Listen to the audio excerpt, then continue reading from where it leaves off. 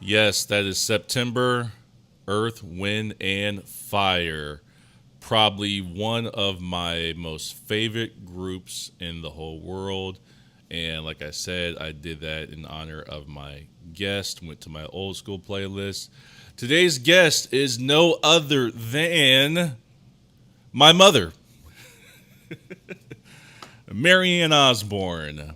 My mom is a very important person in my life. My mom and dad are still happily married, and they've been role models of mine for quite some time. And my mom has has always been there for me to talk to about issues and things. And not to say that my dad wasn't. My dad was there in another form, as far as role model, as far as how to be a man, how to respect women, how to work ethic. So they both, served different purposes and in my life, and had different meanings. And so my mom is the talker. So I asked her if she would come on the podcast, and she said she would. So we're gonna go ahead and call her and get this show on the road.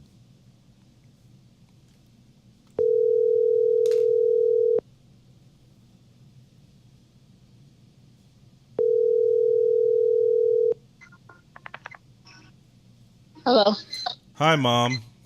Hey, Matt. How you doing? I'm good. How about you? I'm good. We're live on the podcast, so don't say anything you don't want to say. Okay. Don't say anything that'll get me on CNN and get me in trouble. No, I'm kidding. I won't do that. Are you pretty close to your phone? Do you have me on speaker? How do you have me set up there? I have you on speaker. Okay, can you possibly take me off speaker and hold it up to your ear? Okay. Sometimes I don't hear it quite as well, but yes, I can do that. Okay, do that and let me know what it sounds like, because you come in clearer for the listeners if you're right on your phone. Okay. Let's go ahead and try that. Okay. Hold on. Yeah, that sounds better already. Okay. Can you hear me still? Yeah, it's not quite as well, but I can hear you. Okay. Is the volume like low? Yes. I It's don't low. know. Are you able to turn up the volume on the phone? Is it all the way up? I have it all the way up, I Okay. think, but I'm not really good with settings and things like that, so I don't want to mess it up. Okay. So, Okay. but I'll listen. But it sounds like you can hear me okay. Yeah. Okay. We'll make it work until it's not working. Okay. So I kind of already did a little intro, and I was saying to them, I was just telling them a little bit about who you are and what you have meant in my life.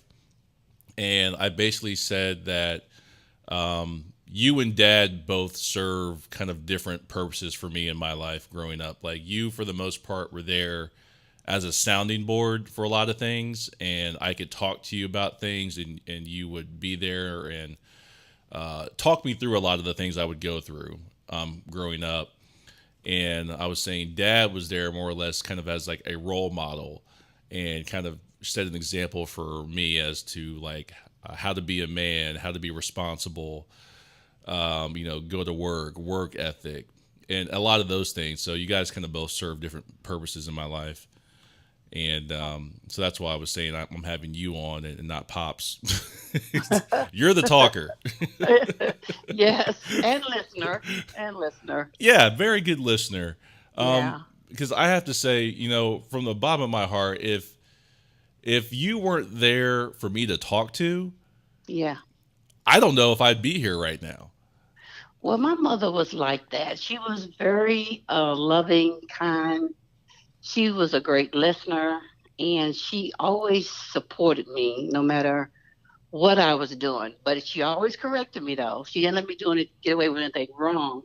But she was just hands on and very forthcoming, and so I got that from her. Yeah, and that's oh, I never thought I would talk about Big Mama on the podcast. I'm glad you brought her up. We as it's and I tell this story before. I told this before where we always knew her as Big Mama, And the funny thing was I thought that was exclusive to us. Like that was our family's thing, was calling your grandma Big Mama.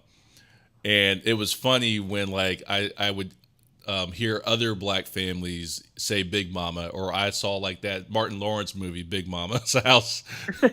I'm like, wait, other people use that? Yeah, yeah.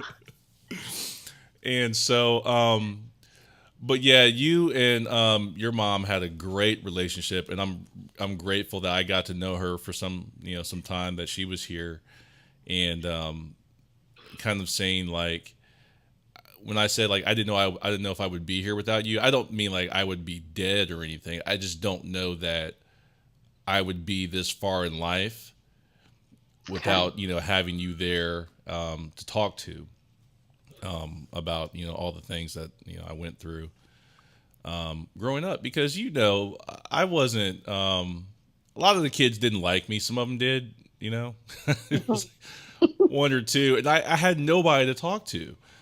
And I remember one of the first conversations I had with you, where I don't even know if you remember this, Mom, but I mean, I guess I've been talking to you my whole life, but I can kind of remember like getting older. And when I was, I won't say her name, but I was dating a girl in high school, real popular girl, and I think you might know who I'm talking about. I remember. And I just remember having issues with her, and trying to figure out what I wanted and what her family wanted. And I remember being candid with you about her and dating, and you would just talk to me about things, and I would say things to you like, "Hey, Mom, this doesn't feel right." You remember any of that? Yeah, I remember. Yeah. And so that's kind of the topic that we're going to talk about today is dating. And that just kind of came to my mind right now, going back that far. I can even go back further to when I went on my first date with Joanna McAllister, and I had her on the podcast. You believe that I had her on the podcast, Mom? Yeah, that's really going back. He was probably what, fifth grade, sixth grade. I think that was sixth grade. Um, so I guess I just kind of want to ask you, just kind of your initial thoughts, if you want to share about, I don't know if you want to talk about dating in general, or maybe talk about how you kind of coached me through it. Okay. Well, first let me go back to the Big Mama, Okay. and hit that. I think when it was not exclusive to my family, but other people, and it's a term of endearment. It's the woman that gives up everything for you, and it's not necessarily your mother, Hmm. but most people have experienced a woman like that, and we just call her Big Mama. Yeah. Yeah, so that's it's just a love. It's a special love that you get from, that type of personality that would, do anything for you to help you. Hmm. So that's, it's a term of endearment. Big Mama. Yeah. Uh-huh.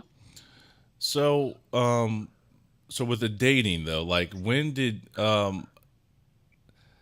Big Mama do that with you? How Yes, you and talked she to me was, so candidly about it? yes, very, very much so. She didn't pull any punches. She was just right on target, and she would guide me. Like going back to Joanne, Yeah. when you were probably in the sixth grade. Well, when you told me that you liked her and you wanted to take her to the movies, and I didn't shut you down or whatever. I just said, well, we should call her mom and introduce ourselves to her mother. It's the proper way you do things. Yeah. And that's what we did. And she appreciated it. And she said she could go as long as there was an escort. Yeah. And it happened to be Chris. My little brother. Yeah. Yes. Yeah, she just wanted a third party there. Just Her sister was there too. Her older oh, she sister. went too? Oh, Yeah, I okay. remember that. Yeah. Yeah. So I just think there's a candid way to not make things complicated, but to make things simple and easy. And you just do it by being open and honest. Um, Yeah. did you have any, I guess, thoughts or concerns about her being a white girl and me being a black boy? No, that I wasn't pushed in those areas. I was just, my mother just, did love and respect. And so that's how I looked at it. Uh huh. Yeah. So, not to try to make it a race issue because it's about people. Yeah. People have made race an issue. It's about people, where you treat people across the board. Yeah.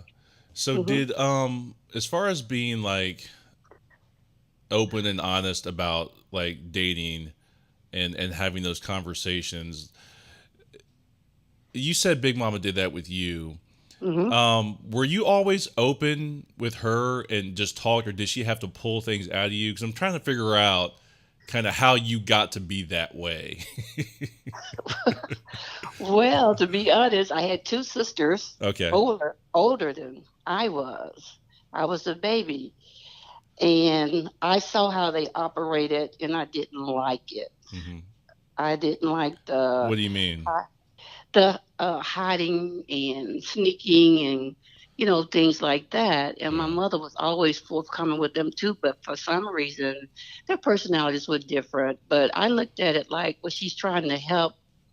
She's trying to make things easy, proper, respectful. Yeah. So I chose to go that way with her. And since she was already open and was, available and wanted to do things proper, I just took advantage of it. And because of that, our relationship uh, was great. Okay. So it Yeah. just kind of happened over time. It's trust. I trusted her, even though when I wanted to do things that were maybe not right or improper, I just trusted that she had the right information for me. Yeah. And, if she said, don't do this or do this, I trusted it. I just trusted it, and it turned out, good for me Yeah. because then I was able to have that relationship with my children. Okay. Yeah, so you have to be willing as a younger person, or to your mom or whoever's trying to help you. You have to be willing to measure it and take it in, and know that they're trying to do the very best for you. They're Yeah. not they're not the enemy. Yeah, because I guess you hear today, and not just today, I guess just kind of in the past, just generally speaking, how like kids sneak around a lot and Yeah, do things, and it's like they don't trust their parents. And that's kind of weird right. to me because your parents have been through things, right? Yes. They've lived more life than you, obviously. But I feel like kids so often look at parents like, oh, they don't know anything. They're not cool and they're lame or whatever. And like part of me kind of thinks, does that kind of come from the parents not being open and talking to them? I think so. And then it starts very early, like with you and I. You were in the third grade when you told me you wanted to make the honor roll. And I said, well, okay. And you told me you needed certain things to prepare you. You needed a children's dictionary with pictures. Everybody has a dictionary in their home, Yeah. but it's always geared toward the adult. So the child says, "Okay, I want this, I want that." I'm like, "Okay." So immediately I got on it and I bought you that dictionary, and you started reading it and studying it and learning the words and whatever. And the next thing I know, you had made the honor roll, and you made it from third grade all the way up. But it starts very early with the relationship, and you build it. So when the child gets to puberty and that part of his life, he can still come to you and say, I need this. Not the dictionary, but I need other advice. Or they're having conversations at school about different things, and you can come back home and get the clarity that you need, to be able to excel and do things that you want to do or not do. Yeah. Yeah, so you start that early. Yeah, because that was kind of the thought I had just kind of thinking about it right now is that it's like you see so many, or if I've seen so many unhealthy relationships Yeah. just around the world, right? And I got to wonder if some of that doesn't start, when with the children and the parents not talking to the children and sharing their things. It's kind of like most parents. Well, just some. I don't say just some parents I've seen try to paint like this perfect picture Yeah. about who they were and who they are, and that doesn't help anybody. No, it doesn't. And it's not true. And it'll come out eventually, as the child grows older and say, okay, well, mom or dad did this. I didn't know he did that. So you try to, there are no perfect people, first of all. Right. Your mom's not perfect, your dad's not perfect. But it's the communication, the openness in the relationship that you try to build. So when you do have teenagers, and when you get to that point where they're out there, you want them to listen to you and to be responsible. So you build that. You don't wait till they get to that age. You have to start that like when they're small. Yeah, it's almost like it's too late then because they're kind of Yeah. already somewhat established in who they think they want to be. I don't know. Yeah, and they have their friends. Peer pressure is a heck of a thing. Yeah. So I had peer pressure when I was in high school, and I wanted a boyfriend and I wanted to date and whatever, and the boys that I liked didn't like me, but I knew what was right, what was wrong, and I didn't try to make anything happen. I'm Yeah. like, no, this is not the right person. They might look good to the eye, but this is not the right person for you. So you can make better decisions when you have the communication between your parents and yourself, and you can spot things and you can be a better judge. But if you have peer pressure and those kind of things coming at you as you mature, it's a little harder. Yeah. So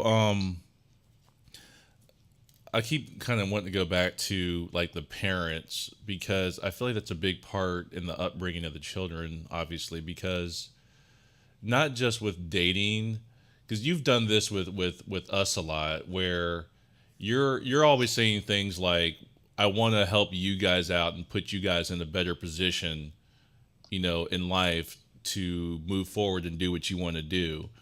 So you do that. You've done that in every way possible. In my life, whether that was like, Sky Sound or my ideas and dreams are my book or moving out or dating, whatever it was, you were always trying to help me out and put us, not just me, but my brothers in a better position to move forward. Excuse me. So like, it seems that I see a lot of parents behavior. It seems to kind of be self-serving where you hear things like, when you turn 18, you got to get out the house. Or like we were just saying, they kind of paint this perfect picture of who they were growing up and they rewrite history. And like, none of this is like helping the kid, right? Yeah, correct. So I'm trying to take notes about all these things because I want to make sure that I do a good job with Hayden, you know, Yes, I understand. and make sure that he is that we're somebody he can talk to.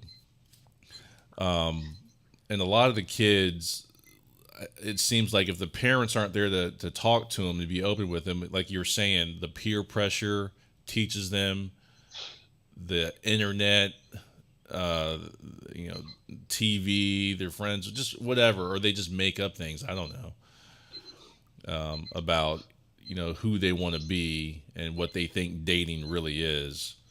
Yeah, well, one thing you like I said, it's the communication, and you start it very young, Hmm. and you build on that. You don't wait um, till they're at a certain age, and then you try to tell them what to do. And then another thing is parenting. People will push their dreams and what they want into the child's life, and not really get to know the child. And that's pressure because the child is always thinking they have to please you. to be happy. And that makes them unhappy on the inside because through the development process, you have to see who they're going to be and what they like. You Yeah. have to listen and you have to be hands on. You can't just sit them in front of a TV or a computer.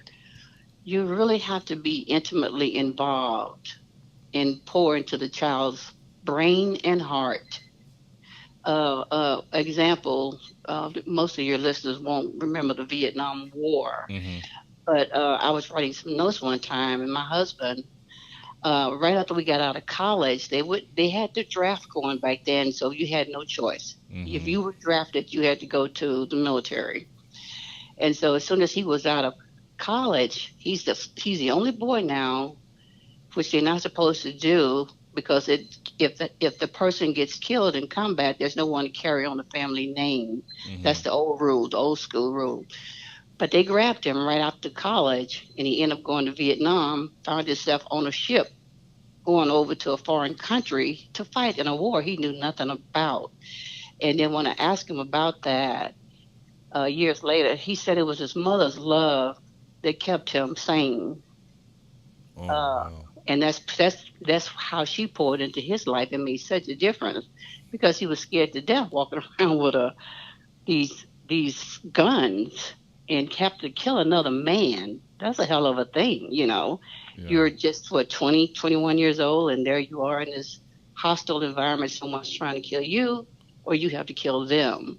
But that pouring in of his mother's love helped him sustain those 2 years in the military. Mm-hmm. So when you pour into your children, you don't know what they're going to face. You don't know what's going to come into their lives. So you invest that time with them when they're small. They can always pull from your heart that love that you put into their heart, and it will sustain life. It's a real thing. Yeah, I believe And that. I can speak to that firsthand. yeah, and when you trust them to pursue their own dreams and their own goals and you don't criticize, you might want them to be a doctor, you might end up being a garbage man. You don't put that type of pressure on him because it's his life. He needs to be able to be happy at what he does. And everybody has a different purpose. Yeah. And I hear you say this a lot. That it's funny. I don't hear a lot of people say this, but you always say people treat kids the wrong way, and those Yes. kids always grow up. I don't know how you say it, but you know what I'm talking about. Yeah. Yeah. It's like if you can be kind to a little child, say that's 3 years old, you come into a house and there's all adults, and then there's this one little kid, and you walk right by him. You don't say hello. You don't give him a smile or whatever. It kind of tells something about your personality. But if you could be kind to a kid and do something, nice, pat him on the head, give him a hug or a kiss or whatever, that child will always remember you. When he grows up, he will always remember that. It means a lot to kids. Mm-hmm. And then when you're old, that same kid will respect you, come to see you, visit you. It's just an element of love and respect again, and you just don't mistreat kids. You don't disrespect them just because they're 3 years old. It's a human being. Yeah, and a lot of people do, and I've practiced that firsthand, and I've seen it firsthand in your life and in Big Mama's life, how you do that, and like you said, those kids grow up, and they Yes. never forget you, No. No. and they listen to you like nobody else, and that's funny, and I'm kind of wondering if we might have already kind of answered this if we're being honest. I wanted to ask you, why do you think, as far as dating is concerned, why so many people get it wrong? I think they don't really take the time to study each other. Um, People will get into relationships and they're all emotional or they are all about themselves. And it's not about yourself. It's about getting to know the other person. You know who you are, so you get to know the other person, and it's like homework. There's a serious side to dating as well as fun and exciting. There's everything is like I like the three-part rule. You know, Hmm. yeah, you're gonna have those exciting times, those fun times, but you can't leave out the seriousness, and that's another person's personality, their goals, their life. You have to look at that also. And if you just rush it for the fun and excitement, you're gonna miss it. And Yep. then you could end up in a bad situation. You have to study, do a little homework. A lot of times, a lot of homework, because sometimes the inner self is covered by a hard shell. And it might take more time and more work, but that's the serious part of dating. You have to put in the time. What's the three-part rule? What was that? It's kind of like the sun, moon, and stars. You follow nature, you follow God. I say, um, everything has a balance, light, darkness, Okay. mother, father, child. I just kind of gave it my own name. Yeah, and how were you relating that to dating again? You said what? Were you talking about? It's fun to Mhm. date. It's exciting. You got a new person in your life that, seems to be exciting, but still you got the serious side. So you got the fun, you got the exciting side, and you got the serious side, and they all go together. You can't have somebody that's too serious and no fun. Um, it's a balance. Okay. Okay. Yeah, it's a balance. That might Um, be sound a little funny, but no, it it, makes sense. yeah. Because I practice that in my marriage. Um, Wait, let me say this too, because Go if you ahead. do it before you marry, it will be easier in the marriage. You don't have to be so serious all the time and not have any fun or do anything exciting. Because if you marry the person that you're dating, you don't want to have to start your marriage off trying to make this other person be something that they're not or do something that they don't want to do. If you do all that work ahead of time when you enter the marriage, it will be easier. Yeah. So I've often had this thought: is it seems like most people go after what they want, but Hmm. not what they need. Yes. And I think me and you have talked about that in the past, because that's something that I went through personally, and I'm sure a lot of people do. You kind of go after what you think you want, and then that's usually not right. Yeah, yes. And a lot of time it's just youthfulness, being young and, inexperienced. Everything as a child, you see it, you want ice cream, you want chocolate cake.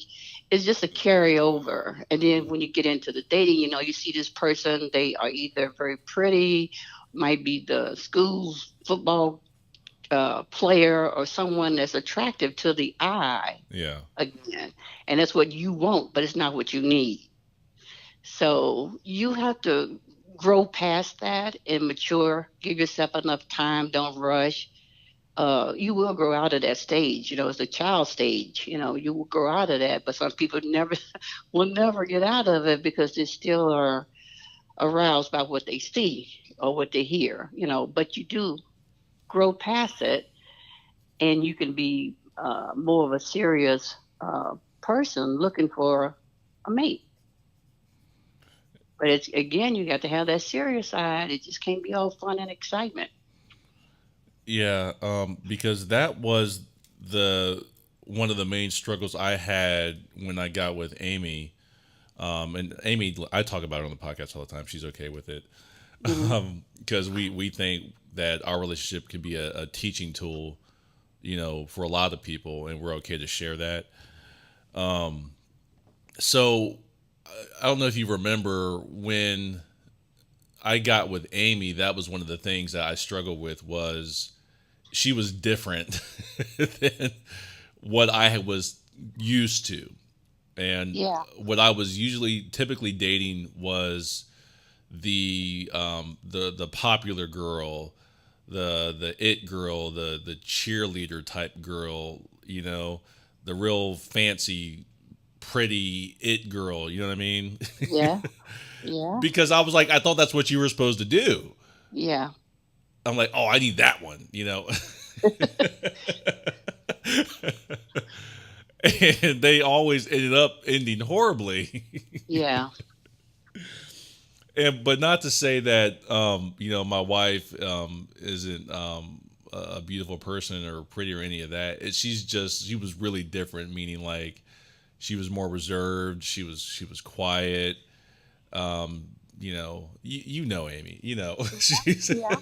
Yeah. A beautiful person. Beautiful person. Couldn't ask for anybody better. Even if she had been all these other things, she is the prime example to me of a great companion, wife, supporter. And from her family pouring into her, I'm sure she got some of that from her mother. hmm Yeah, and then I know you said you don't focus on this, but again, for me, something I had to work through was her. She was also white, Yeah. and I was like, oh man, like I was like, I can't do this. Yeah, but she was the perfect fit for you. And like I said, another thing, I wasn't even raised in the 60s, where it was so in front of your face, about racism and the things that we went through in the 60s, Civil Rights Bill, the Voting Rights Act, all of that, was in our face. But still, with all that, we didn't get distracted by color.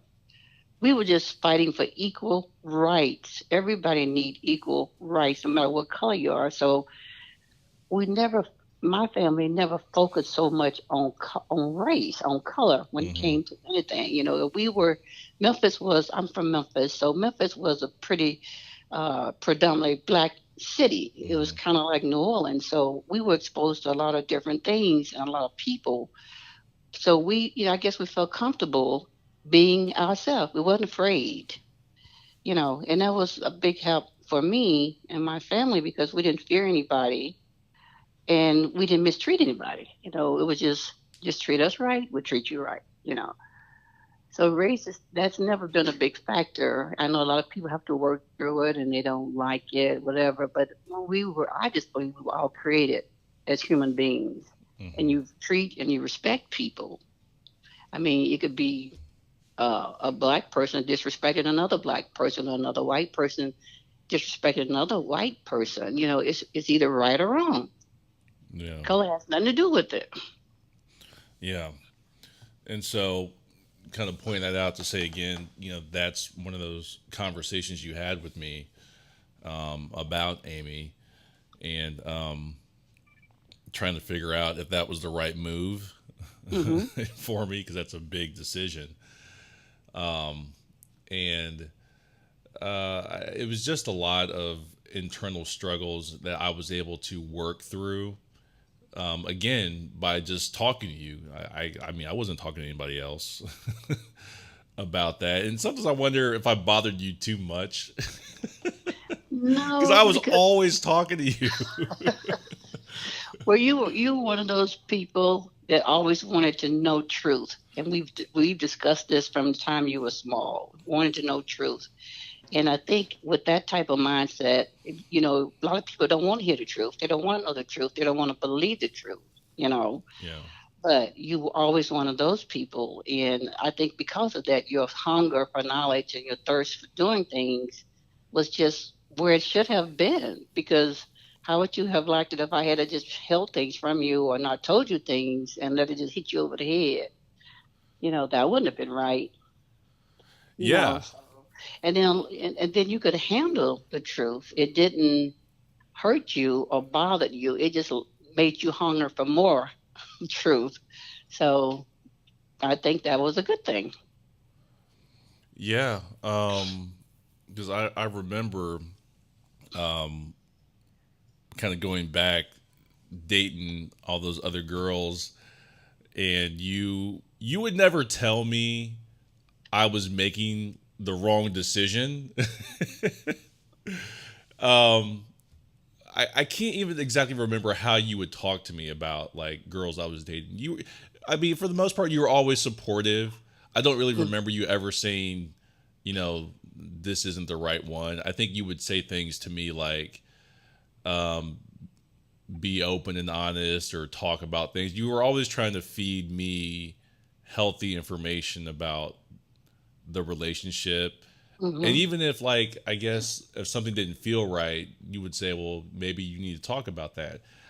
I kind of remember these things because it's been a while. Yeah. Do you remember any of that? Like, I won't, like I said, I'm not gonna name anybody's name, but you never discouraged me, I don't think, from dating any specific girl I was dating. No, and as your mom and as a woman, trust me, I knew which girls were right, which was wrong. But usually, when you come at a person and you try to force something in their head, it doesn't work that well. You again, you set that communication tone where you can say things. You need to look, you need to see this, or is anybody pushing up on you or trying to force you to do things or act a certain way, and then that would make you think and make you reevaluate your own situation. Yeah, Yeah, so that gives you that wiggling room, to be able to talk to your children and say, well, how's this, how's that, how's her family treating you? Do they want you to do this? Remember, one lady wanted you to take her daughter to the prom, and she was pushing up on that, and yeah, yeah, it's just you just say keep that communication going, and then you can have those little moments where you can say things to make the child, okay, this is not right, or I should not be doing this, or whatever. yeah. You definitely left room for me to figure it out. Like you said, Hmm. you didn't really tell me it was wrong, but you kind of maybe dropped clues. Yes. you And know? then, and then if you get it wrong, you still don't throw the situation away. You still have to work to get the child where they needs to be. It's just having that love and that commitment to your child. A lot of people say, okay, you did this wrong, you messed up. No, you don't do that. You try to keep it where you can keep the relationship open, because dating is a process. It's going to happen more than once, and you don't want the child sneaking around and doing things and whatever that's not healthy or good for them. So you don't come down on them. You want to keep things going and keep it open, so going forward they can grow. Yeah, and I also think if you were to, like, directly say that this person is wrong or whatever that might Hmm. be, that probably would backfire. Yeah. You would be like, well, the mom just doesn't like this person, and I'm going to date him anyway because Yeah. I'm a kid and I'm a rebel.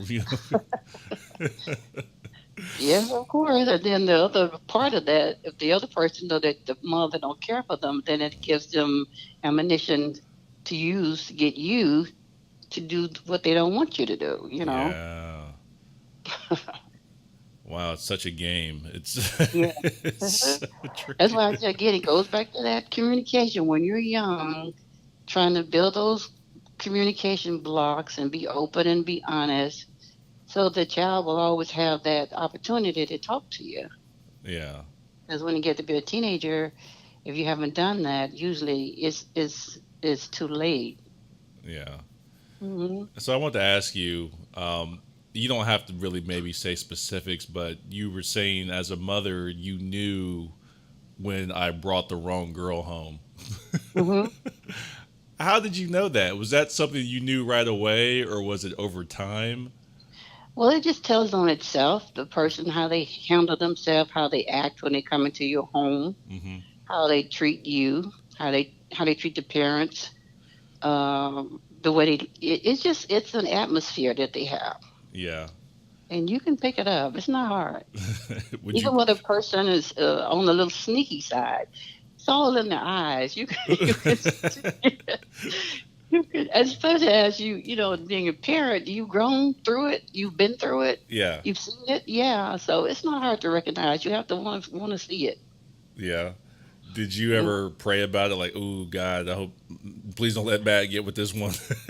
No, I didn't really have to. No, because those communications were there, and Okay. I could drop the nuggets in and whatever when I needed to where it didn't offend you or make you upset. You could give something food for thought, as people say. Yeah. And it eventually came up. It showed itself up. Okay. Yeah, when the girls are just wanting money, popularity, uh, name recognition, all that. When that starts showing up, you can tell what it is. Yeah. Um, that's funny too, because kids always think they can fool parents. Hmm. They always think they can trick the parents or fool the parents, and it's funny because we don't kids don't think about parents as being smart or having lived life and been around. It's like they think they were born old. That's true. That's so true. That's just a funny thought I had. Um, so I also wanted to ask you, Mom. I wanted to see if you could tell me, like, maybe some of the challenges you faced dating as a young person. Hmm. Because I know you were saying you were really sheltered Hmm. at a young age, and you talk about how you were real pretty, and the guys they would act out and stuff Yeah. around you, and you said some would offer you money and stuff. I think in Hmm. college, and or I can't remember what you said they did, but just a lot of nonsense.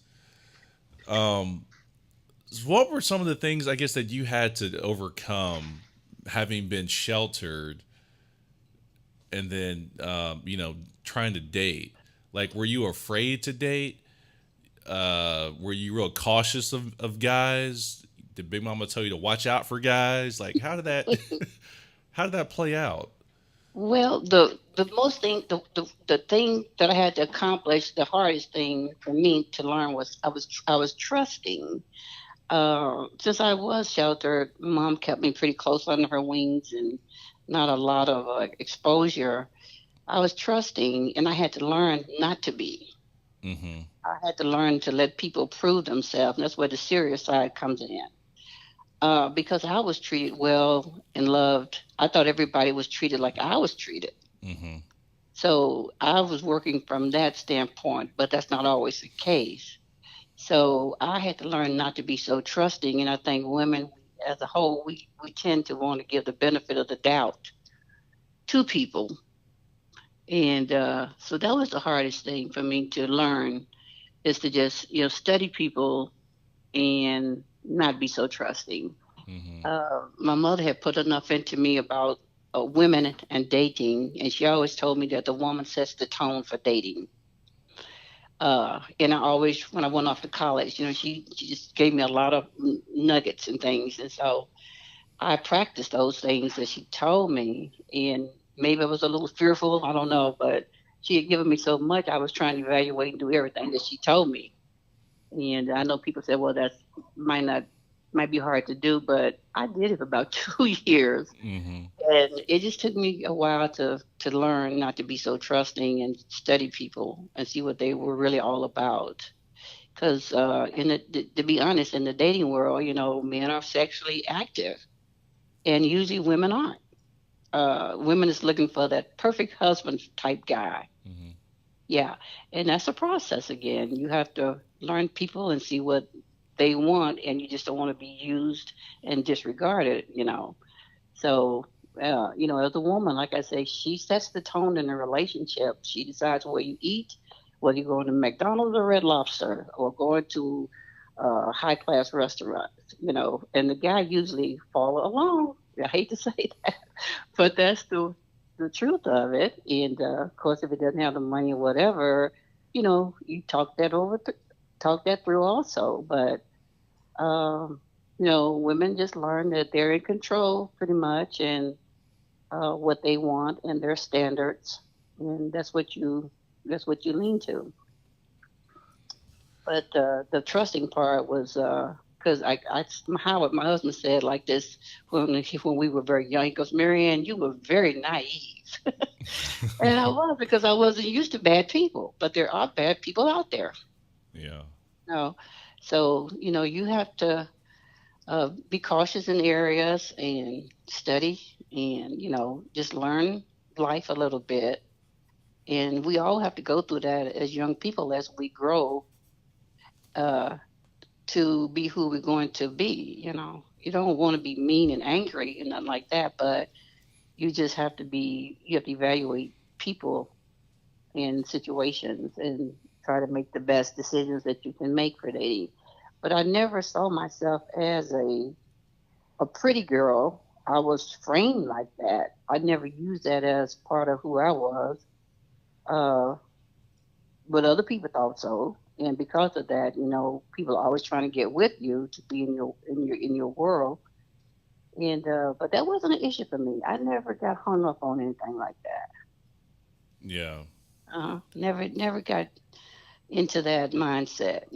Other people that were carnal type people, they were into that. And I was a majorette in college and had all that going on. But it didn't mean that much to me. I was just Mary Ann. As they said, I never had the big head, put it that way. Yeah. So I want to ask you, do you think that, because you said women set the tone, Hmm. do you think that a lot of women, not just today, but maybe back in the day, would, for fear of being alone, they allow things that they shouldn't allow? Of course, yes. Okay. Yes, and I think a lot of women deal with that if they're honest. Because I can remember when I was in college, I wanted to go out to the clubs. I wanted to party. Everybody was seeing like they was having fun, but me. But my mom had also taught me before I went off to school that you can have fun at home. Because I know this is not allowed. Minors drinking or whatever. Hmm. But she would buy, she said, well, what do you want to drink? You want to drink some beer? And in my day, it was beer. It wasn't mixed drinks that much. Hmm. And so she would let me get what I wanted. And I could watch the late show and have a beer and go to bed. And it was a teaching moment. It wasn't so much about allowing me to do whatever I wanted to do, but she was teaching me how to have fun in my own space, in my own home. And not only did it help me go through some of that, but when I went off to college, I was able to go drink and not get drunk or be taken advantage of because I had shared that experience with my mom. So um, a lot of women, they would have gave in to the desire to just get out there in the street, just be with the crowd. Don't want to be alone. Don't want to be labeled as a loner. So they will give in to temptations and things like that. But again, if you kind of pour into them while they're young, it will help them. And going back to that, when you guys were small, I was always, cause I had three sons, I was always worried about boys in the street on the weekend. Hmm. And I always try to plan something to keep you at home, entertain you. I remember we had Friday late nights. Yeah, I remember that. We'd be real Friday, excited. What movie are we gonna watch this Friday? yeah. And I forget what food I could get for you that you liked. I made home fun. So you wouldn't look to the streets on the weekend. And then for the holidays, I always did special things. And for New Year's, you had non-alcoholic drinks, but I made sure you had something on the table just for yourself to make you feel special. And when you guys got to be teenagers and everybody was pulling you to the street, you always made it home before midnight to get your drink for your celebration. But started that young though, see, Yeah. the non-alcoholic grape drink. And, just feeding into you so that when you got grown, you would have the thought of mind of your own, not other people. And you know what, Mom? Well, I don't like going out that much now. you enjoy your I home. You like enjoy, being home with my loved ones. yeah. But see, again, think about it. I know parents say, "Oh, you can't drink, you can't do that." No, you teach them while they're young, and you set the tone and the model for them to help them when they are older. Wow. Yeah. Mm, okay.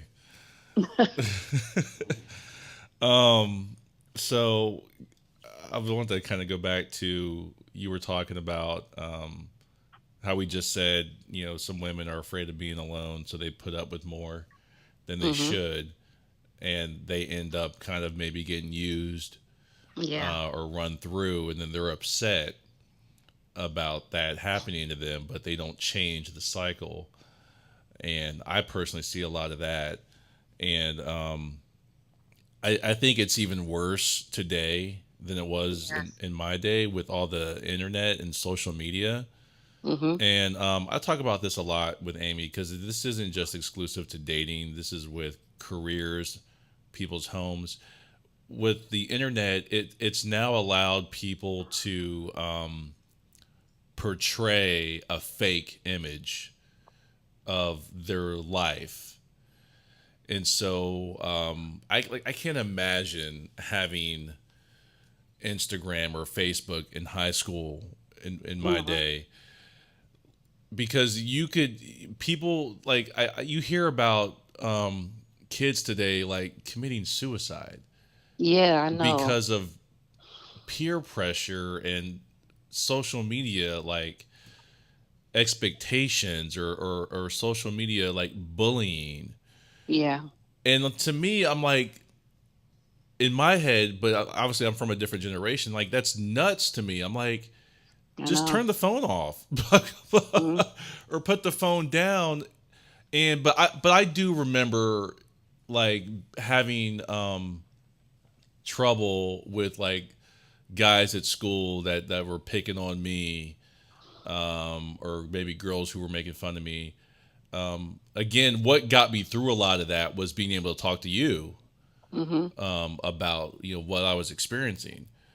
And thank God I was able to pull through that. But I can't imagine that having that compounded with social media. And like, for example, do you remember that time I got dunked on at that game? Yeah, yeah, Imagine if they had phones and they could take a picture of that yeah, and then replay it. yeah, And like, ooh, Matt, it would be rough, yeah. It would. you know? And I don't think kids today are, from what I've seen, a lot of them don't seem to be equipped to deal with that kind of pressure. Yeah. And so they snap. Well, I think again it has to go back to the parent again because you can't feel alone. When you told me about the situation, because I wasn't at the game, it was an away game.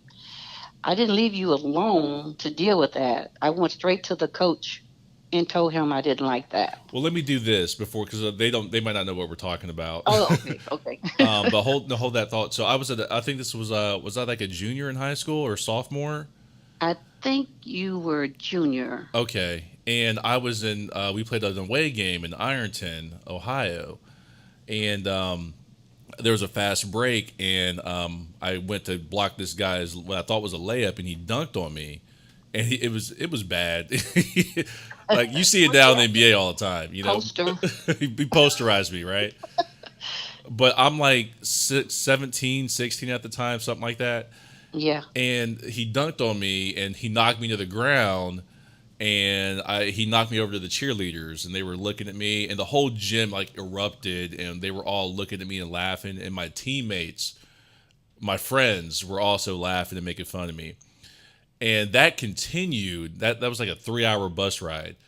Mhm. They gave it to me the whole bus ride home. I was in the back of the bus trying not to cry. Mhm. I was. They gave it to me like the next few months, at school. Yeah. And this sort of thing happens to kids all the time. So it's not exclusive to me, obviously.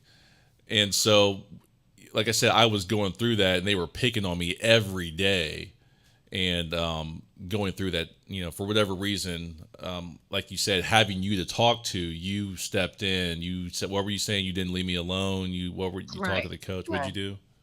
But that's what happens with kids when they feel violated or intimidated. They feel alone.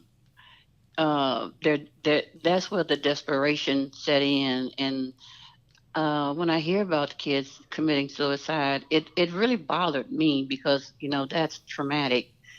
Uh, and so it goes back to the communication again. If a child is being bullied like they were doing you about the dunk, you might not call it bullying, but coming at you.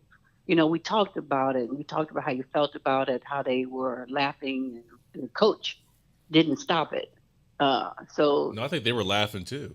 yeah, see, The it's that grown that men were laughing at me.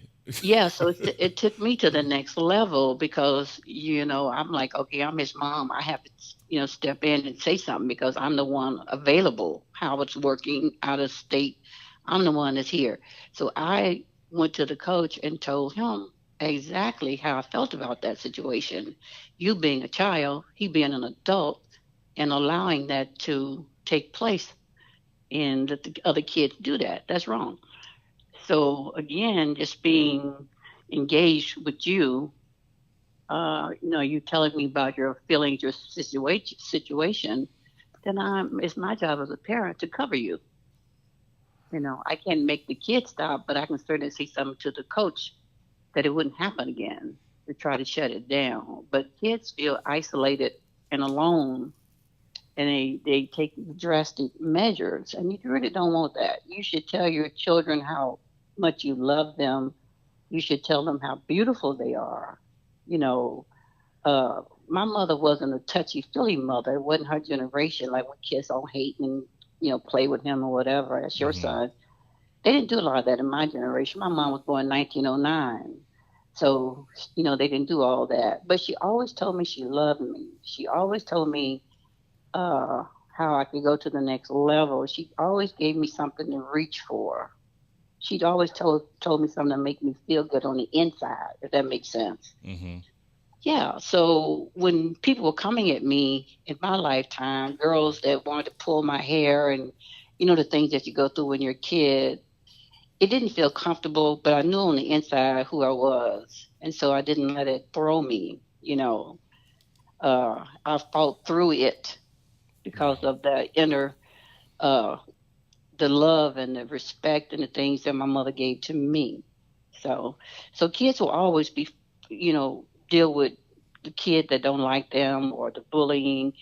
You have to give them something on the inside to make them strong so they don't feel isolated and alone, to Hmm. make them do something drastic like that.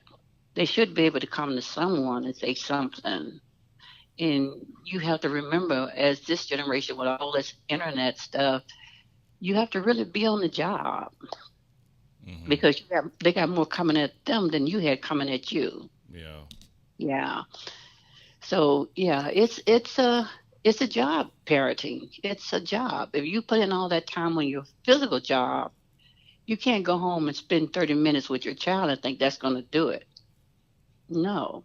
We have to go out to eat together and not fast food. I mean, sit down and break bread together and talk and be intimate.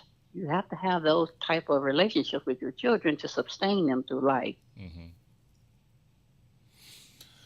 Um, I don't think the coaches liked me, by the way. Well, you've always been your own person. I don't Uh, think they liked me. well, just think about it. Someone who is able to do things on their own, don't have to rely on them. The next person. Usually, a good teacher or a good coach would push that person. That's where you get a lot of your professional athletes from. You got somebody pushing you. Yeah. you know so it's a difference when someone is pushing you to get you to to be better than someone's looking at you and say, well, he can do this, I'm not going to help him, or I'm going to laugh and make fun. It's a big difference. But when you have someone that's really in your corner and pushes you, it takes you to another level. Yeah, you remember that one coach I turned down that NBA golf tournament.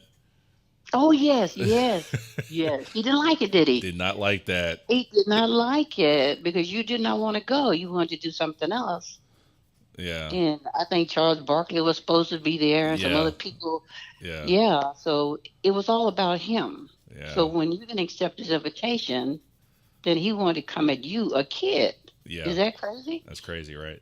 Yes, yes. But he didn't like me either because he knew I didn't like that. Yeah, yeah. Yeah. So let me ask you this, and we can wrap up with this. I wanted to see if I could get you to tell us one of your stories.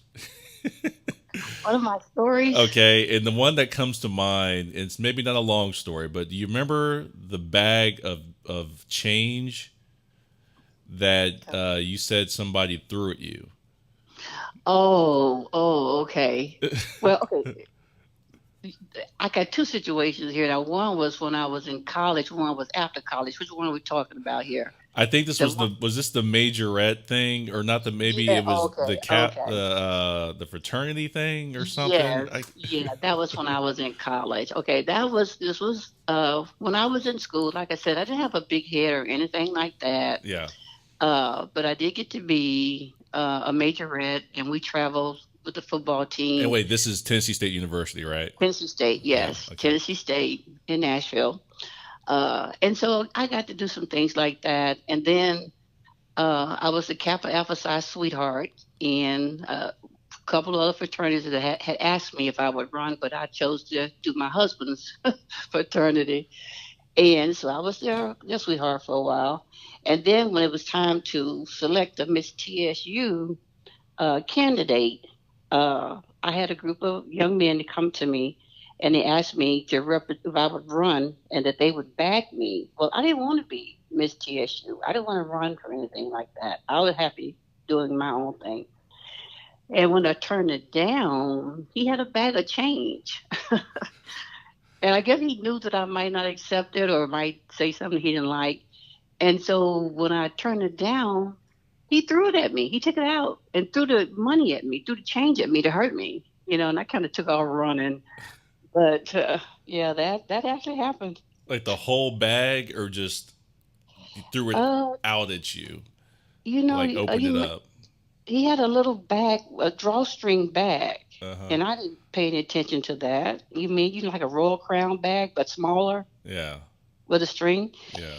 And he threw that at me because I turned down the invite not to run for Miss TSU. Yeah. Hmm. And how did you deal with that? Did you just run away and I just ran and stayed away from him. yeah? Did you laugh about it? Did you tell your friends? Did you call Big Oh Mama? yes, yes. I told my friends about it. I didn't report him. I just told my friends about it. Hmm. He wasn't a threat to me Hmm. on campus or anything like that. But they had a group of young men that were not in a fraternity, but they were kind of like a Black Power group back then. We would call them, Hmm.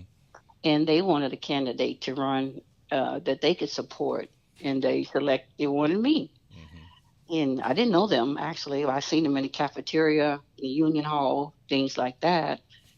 Because we only had about 5,000 students on campus, so you kind of knew everybody. Hmm. So, but I just only knew them from that. Okay. Yeah.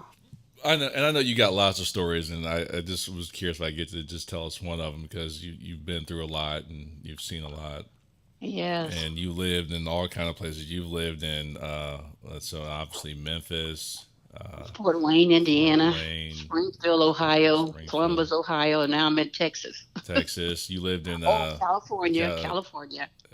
in the jungle. Yes, in the You jungle. lived in the jungle for a Yes. while. Where's that Quite, at? Is that in that's in Los Angeles and LA. what part? Is that like I don't know the layout. I've only Um, been there like once or twice. Is that yeah, it's Compton? been Is that Inglewood? Like where is that? I can't remember. It's been so long because I was right after I graduated from college. I went to California for about 2 years, Yeah. but I can't remember. That was back in 1972, so that's been a while back, man. Yeah. I have a cousin in California. He laughs about it all the Well, yeah, time, because though. he took me there, and Yeah. he was like, "Yo, this is where Training Day was set Mm, with yeah. Denzel." And I was like, "What?" Yeah, but back then though, when I was there, it was a nice place. It Yeah. was a nice area, and it was covered in palm trees and beautiful trees. That's why they called it the jungle. Yeah. And I had a nice job working at a boutique and making decent money. So, I could afford it Hmm. and enjoyed it. But eventually got bored and lonesome and wanted to come back home. Yeah. Okay. Well, I think the nature of the topic of the podcast was we were supposed to kind of talk about dating, but it seems like the moral of the story here in this podcast is relationships with your Yeah. parents. Yeah, with your children and your parents. Yeah, because that seems to drive a lot of our behavior. Yes, it does. And I think with life, because, like I say, you never know what you're going to go through. You want to put as much into a child as you can, and don't think you're doing too much. You're not. Hmm. You can never do too much, but to give them all that you can give them to stand against any type of situation, circumstances that they find themselves into. I mean, you can have a kid in prison. I mean, you can have a kid that's in college. No matter what, you want to equip that child when they are young and pack them with all the good that you can so that when they are older and they find themselves even in a bad relationship, they can come home. They can Hmm. call you, they can talk to you, and you can work it out. Yeah. Okay. Well, thank you, Mom. Thanks for Okay. thanks for coming on and And I talking to love me. you. You see, you never get too old to tell somebody you love I love you too. them. Okay. And I will see you Tuesday with that Tuesday. brisket. All right. All right. And we'll have it ready for you. Okay, I'll talk to you soon. All right. Bye All right, bye. bye bye. All right, y'all. That is my mother, Mary Ann Osborne. Hope you enjoyed that podcast and that conversation. And we're always trying to grow the podcast and expand it in ways. So if you find this conversation helpful or useful, please tell your friends and family about it. Share the episode on your social media and tell others about it. So I'm gonna go ahead and wrap this up. I'm gonna go back to my old school playlist and hit shuffle and see what comes up. Hope everyone has a good weekend and a good Memorial Day.